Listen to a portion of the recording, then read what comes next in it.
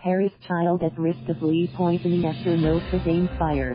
Paris health officials in Paris said Wednesday that a young boy needs medical monitoring because tests conducted after the Notre Dame Cathedral fire showed that he was at risk of lead poisoning.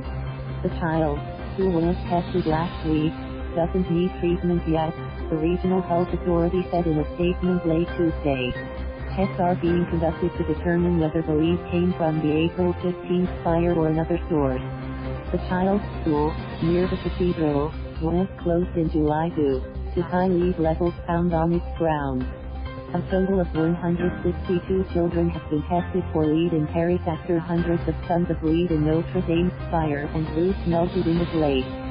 16 of those were deemed to be just short of being at risk and will also be monitored as a precaution. The results show, on the one hand, the need to keep cleaning to limit the risk of exposure of the children to lead and, on the other hand, the importance of extending blood tests, the health authority said.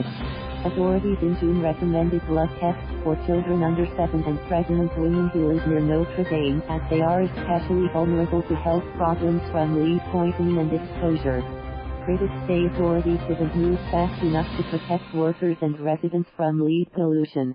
Decontamination work at Notre Dame, the square in front of the cathedral and adjacent streets, was suspended last month under pressure from labor inspectors concerned about lead risks. The culture minister, who's in charge of Notre Dame, said work will resume next week with tougher new decontamination measures. One technique involves spreading a gel on the ground to absorb the lead. It will need to dry for at least 3 days before being removed.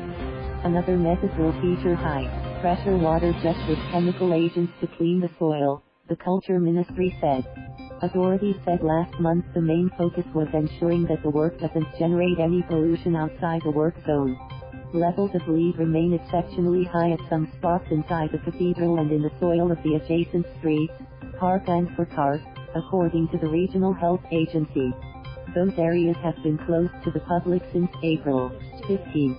However, no dangerous levels have been registered in other nearby streets, where tourists and residents continue to gather and souvenir shops and restaurants have reopened. Thank you for watching. Please subscribe.